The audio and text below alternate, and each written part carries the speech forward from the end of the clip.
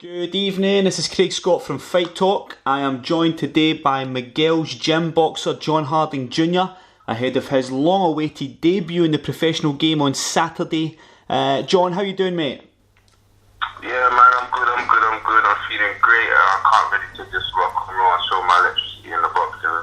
Yeah, I was at York Hall last Saturday when you were supposed to box on the Dove box card. Give us a little bit of information on what happened there, if you can.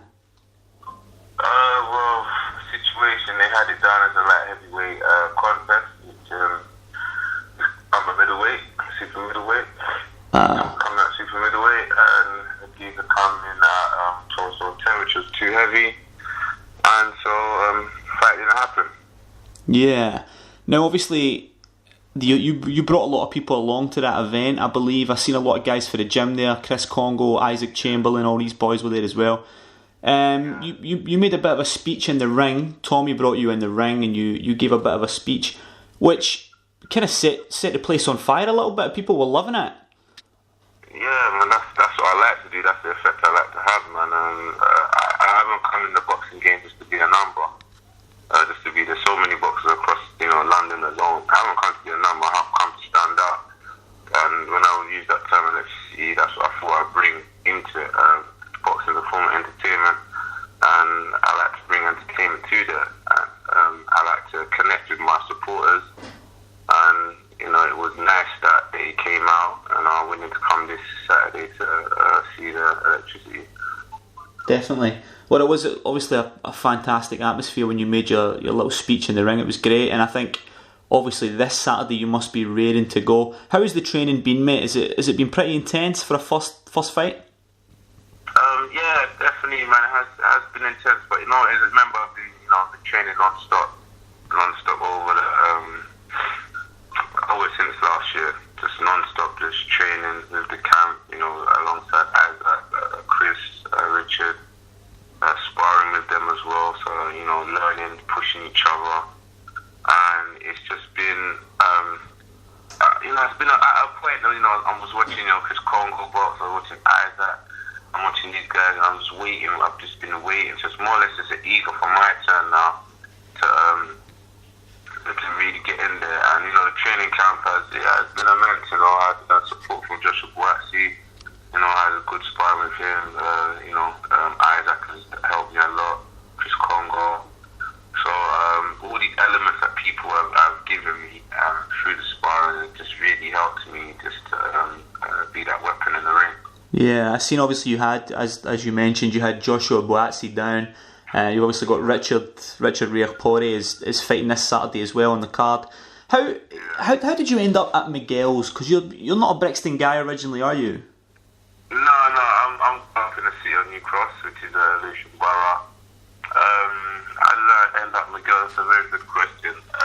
Mainly my connection was through Richard and Chris through the amateur days when I was at Lynn. And I was always in and out of boxing in the amateur days. And then, funny enough, one day I took a wrong turning and I was past and I saw Kristen at doing sprints, and I saw Ted, and I was like, wow, there's Bami, and he just told me, he said, yeah, come down. So the next day I was down there, I jumped straight in the ring. Ted saw me spar one of these guys, and he just nurtured me, just took me in and kept telling me come, and he just kind of turned my just fast hands into just quality hands instead of just being a fast fighter. He just neutralised my qualities and made them a lot better, and he's just so adamant on making something perfect, you know what I mean? Like, if I throw a shot, he wants it better, and I think the first day I injured my left arm, and then Ted said, no, you got to train in Southport, and I just thought, no, that's my coach, I love it. So, you know what I mean? So that's how I got connected, really, and he just kept it going from there. Nice. Now I only live 10 minutes up the road from Miguel's. I'm in Streatham, and a lot of people I know have went. A lot. You never passed by then? Well, this is what I was going to say. A lot of people I know train there. My girlfriend even has went down for a couple of sessions as well, and it's renowned as the friendliest gym. You know, it's supposed to be this great place, and I've not been by yet. But how are they getting that atmosphere, and how are they getting that reputation where they're so welcoming? What are they doing in there that's different to gyms that you've been in before? What are we doing in there? You know, it's all in the zone. You know what I mean? You're in the zone, man. Like, we just got a different vibe where we're just pushing each other, man. You know, non-stop. It's just, you know, there's some mornings where it's just like, you know, I phone Isaac, just gonna come get you, let's hit the hills, get in the hills together. Or we're non-stop on the punch bags, you know, like just pushing each other and trying to develop. I think it's really the consistency, really. Everyone's been shot, you know, some people go in and out, have that break. And we've only been consistent unless we've been injured or had another situation where we've had to stay away. Yeah. But, it's mainly the core group, the foundation. It's more my group, which I have, you know, like Ted and the other three. It's more family, understanding. If I've got difficulties, I know I go to Ted, and he's been that kind of father figure that was missing for me in my life, and that gave me a direction. So it's just that fighting spirit. We have that belief that we just have, that we can make it. We can really make something of what we got, and we just fully believe, and we just go for it. Yeah, the thing I see, I mean, we've done a couple of bits and pieces with Isaac and Chris as well, and the thing that I get for those guys is it's just a hunger. I can just sense a desire when I watch these guys talking about boxing, you know. And I get the same from you. When I seen you in the ring last week, I could tell you were emotional that you weren't able to fight that night, and you just looked ready to go. Yeah, it is. You just wanna fight, man. You just wanna.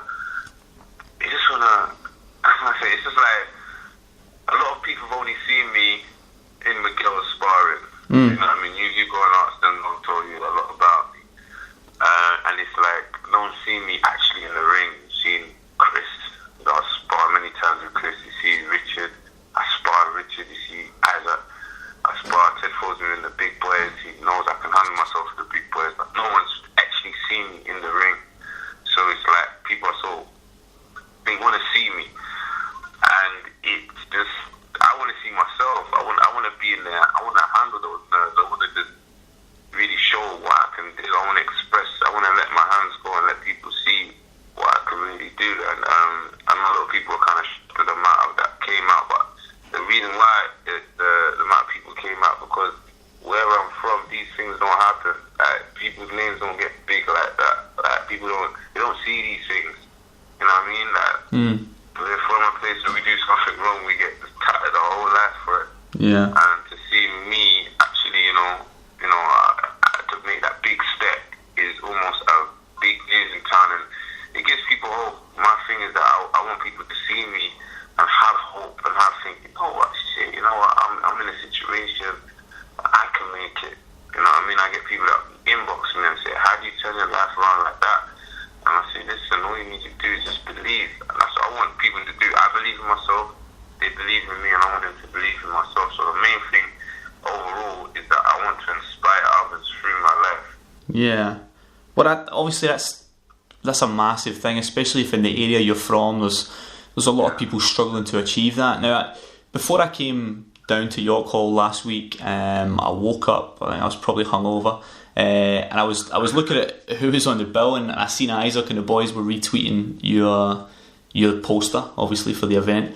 So I had to look on your Twitter, and obviously your pinned tweet, I think it's still your pinned tweet, is the documentary. Yeah. That was fantastic, really, really, really good to watch. I mean, obviously there's some dark stuff in there, and you've obviously went through a lot in your upbringing.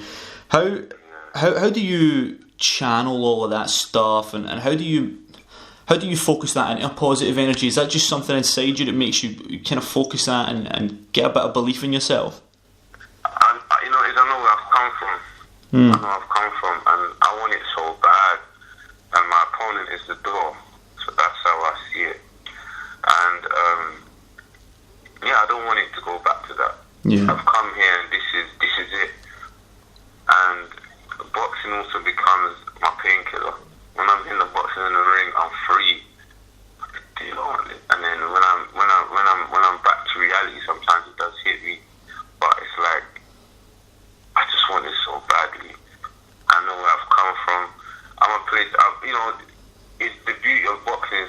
people like you and others that come intrigued in it. Then I have people of my past that will just, judge me for negative behavior. So that has been one of my main pushes. Instead of letting negative opinions bring me down, I've let that push me when people, slandered me and finger pointed at me and judged me because of where I've been. Now it just pushes me even more to even just make it. I challenge everything that I'm going through in life. When I'm hitting that bag, I'm beating every negative thing out. I'm beating it out, and I just think my opponent is the door. I gotta get through it. I will get through it. So it's all about focusing on the goal. Everything else is the obstacle around me, the negative, everything I've gone through, the backstab, all this, the death of my mother. Everything's there, and sometimes I think if I just go for this goal, sometimes I just hear it in my head, and I just keep going.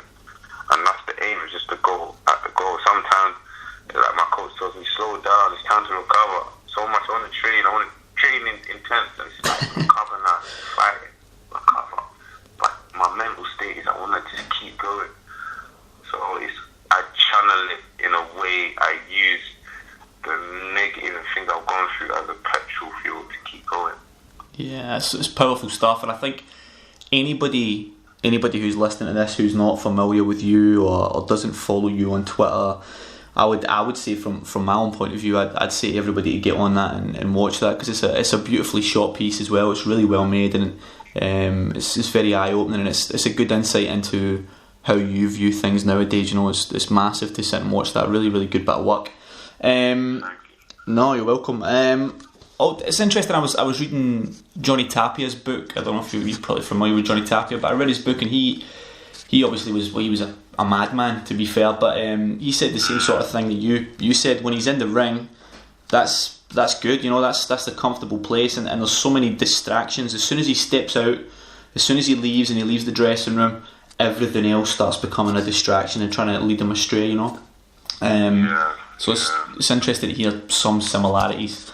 Although I don't know if you can be as mad as Johnny Tapia. Listen, John, I'm going to leave you to it, mate, because we're getting on a bit, and I know you've got a busy couple of days. The debut is in 2 days' time, the Mickey Helliet show at York Hall. Still tickets available, mate? Yeah, tickets are still available. Man. We're trying to go there with a whole crowd, man. I'm trying to really make nice this boxing scene. And I know everyone's eager to see me box. A lot of people, were questioning, wow, why have you got so much, people coming to support him, and it's his debut and no one's really seen much of him, but they'll know the reason why when they see me in that ring. I'm looking forward to it, mate. John Harding Jr, not looking to chap the door, looking to punch a hole right through the door on Saturday night at York Hall. Definitely leave my mark, and not just be a number. Listen, man, I'm looking forward to it, and hopefully we'll catch up with you on the night, maybe chat to you after that as well. It's been a pleasure. Thank you, mate. Definitely. Thanks for your time, man.